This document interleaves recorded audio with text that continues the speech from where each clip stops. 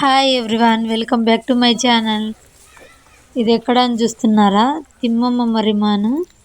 అయితే ఇది ఎక్కడుందంటే అనంతపురం డిస్టిక్ కదిరి దగ్గర ఉంది. దీని గురించి అందరికీ తెలిసే ఉంటుంది. మేమైతే తిమ్మమ్మ మర్రిమానికి వెళ్ళాము.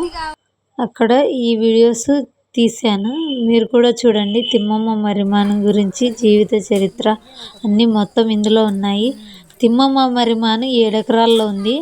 అయితే ఎక్కడ మొదలైంది అసలు తెలియట్లేదు. ఈ మర్రిమాను చెట్టు ఊడలు ఉంటాయి కదా, అవి భూమిలోకి దిగి అది కూడా ఒక చెట్టులాగా తయారైంది. మళ్ళీ ఊడలు దిగి మళ్ళీ ఒక చెట్టు, అంతా మొత్తం 7 ఎకరాల్లో ఉంది. చూడండి మీరు కూడా. తిమ్మమ్మ మర్రిమాను దగ్గరికి ఎలా వెళ్ళాలంటే కదిరి నుంచి రాయచోటి బస్ ఎక్కి మళ్ళీ రిక్కమాన్ దగ్గర దిగాలి. రిక్కమాన్ నుంచి ఆటో సర్వీసులు అయితే ఉంటాయి. ఆటోలు ఎక్కితే డైరెక్ట్ తిమ్మమ్మ మర్రిమాను దగ్గర దిగుతారు. ఇప్పుడు ఈ చెట్టు ఉంది కదా, ఇది మొదలు అంట. అయితే ఈ మొదలు చెట్టుతో మొత్తం 7 ఎకరాల్లో చెట్టు మొత్తం పాకింది. అయితే ఇక్కడ పిల్లల సంతానం లేని వాళ్ళు కూడా ముడుపులు కట్టి అమ్మవారిని వేడుకుంటే పిల్లల సంతానం కూడా ఇస్తారంట. మర్రిమాను వీడియోస్ అన్నీ నా దగ్గర చాలా ఉండేవి, అవి డిలీట్ అయిపోయాయి. అందుకని నేను ఫొటోస్ పెట్టాను, చూడండి.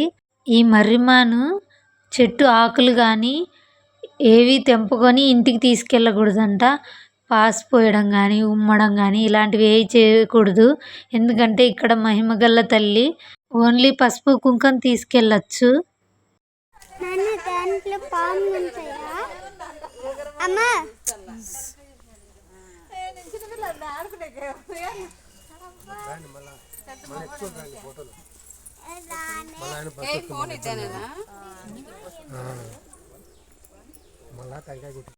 ఈ చెట్టు 7 ఎకరాల 74 సెంట్ల విస్తీర్ణంలో 1989వ సంవత్సరంలో గిన్నిస్ రికార్డ్ అయింది. మహాతల్లి తిమ్మమ్మ, ఈమె చరిత్రే తిమ్మమ్మ మర్రిమాను.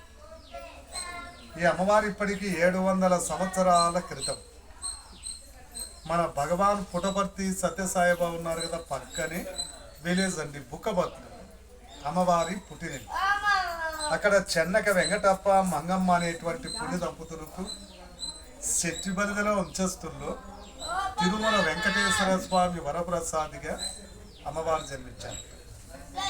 మరి బుక్కపట్నం నుంచి ఇటు ప్రక్కన గూటి బయలు, ఇక్కడ బాలవీరయ్య అనేటువంటి వ్యక్తికి అమ్మవారినిచ్చి వివాహం చేశారు.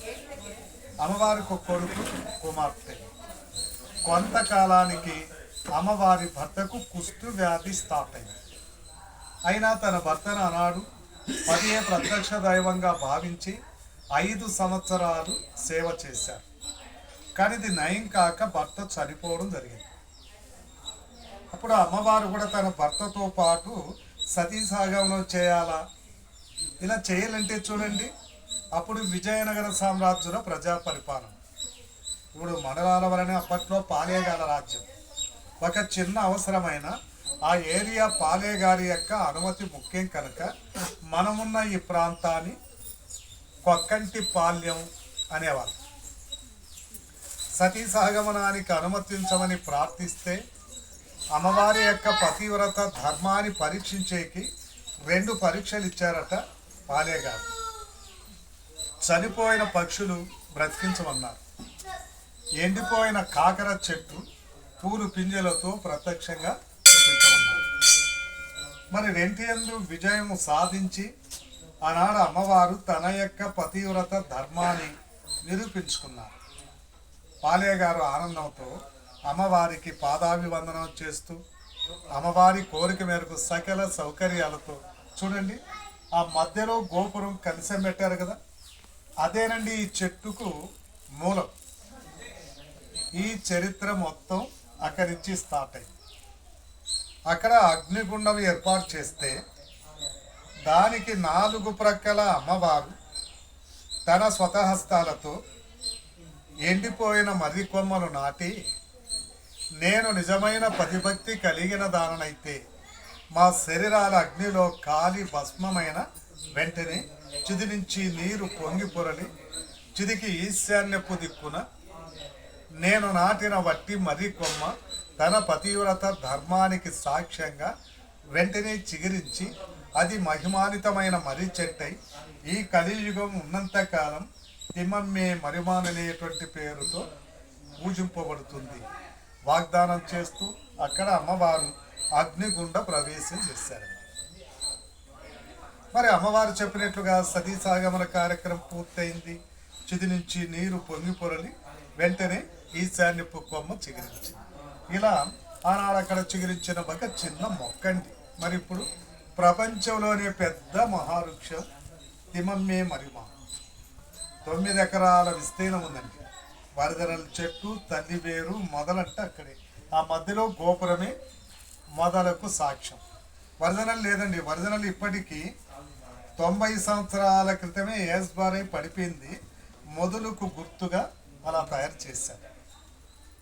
సాక్షాత్ అమ్మవారు సతీ సాగమనం చేసిన పుణ్యభూమి, ఈ మహావృక్షానికి మొదలు ప్రసాదించిన పుణ్యభూమి. ఇక్కడ వెళ్ళి 3 రౌండ్లు ప్రదక్షిణ తిరిగి అక్కడ మధ్యలో గోపురానికి నమస్కారం చేసుకుంటే సర్వదా మనకున్న దోషాలపై శుభం కలుగుతుందనేటువంటి మంచి నమ్మకం. ఇక్కడ కొన్ని మహిమలు ఉన్నాయండి. ఆశ్చర్యపరిచేటువంటి మరికొన్ని సంఘటనలు ఉన్నాయి. ప్రపంచమని సందర్శించాము ఉత్సాహంతో. దయచేసి ఎవరు కూడా ఈ మర్రి చెట్టు ఆకు కానీ కొయ్య కానీ చెట్టు దాటి తీసుకెళ్ళండి. పసుపు కుంకాలు ప్రసాదం అని తీసుకోవచ్చు. బలి పూజలు మాంసాహారాలు చేయకూడదు. బయట సేవించనుక ఇక్కడికి రాకూడదు. ఇక్కడ ఒక మంచి వరం సంతానం, వివాహం. అమ్మవారిని ప్రార్థించి మృక్కుబడి చేసుకొని పూజారులు ఇచ్చిన ముడుపు ఆ పక్కన చెట్టు కడతారు. ఏడాది తిరగకుండానే సంతానం, వెంటనే వివాహం. అందుకేనండి ఇక్కడ కుల మత భేదాలకు చోటు ఉన్నది. ఇక్కడికి వచ్చిన మీ అందరికీ మీరు ఎప్పుడూ ఎక్కడ చూడని ఆశ్చర్యం ఇక్కడ ఏంటంటే ఈ మహావృక్షాల పైన పక్షులు గూడు కట్టవు. పగలల్లా పక్షులు ఇక్కడే ఉన్నా మరి పలికిన ఆస్వాదిస్తున్నా మరి ఎక్కడ గలిచి రాత్రి ప్రొద్దున పక్షులు నిద్రించవు. మరి ఎందుకు ఎలా అంటే ఆనాడు చనిపోయిన పక్షులకు మళ్ళీ తిరిగి జీవం పోసారు. వీడియో మీకు నచ్చినట్లయితే లైక్ అండ్ సబ్స్క్రైబ్. ఇలాంటి మరిన్ని వీడియోస్ కోసం లైక్ చేసి సబ్స్క్రైబ్ చేసుకోండి. Forest department for watching. By. వారి సంరక్షణ ఈ చెట్టు అభివృద్ధి గుడి ఒక ప్రైవేట్ కమిటీ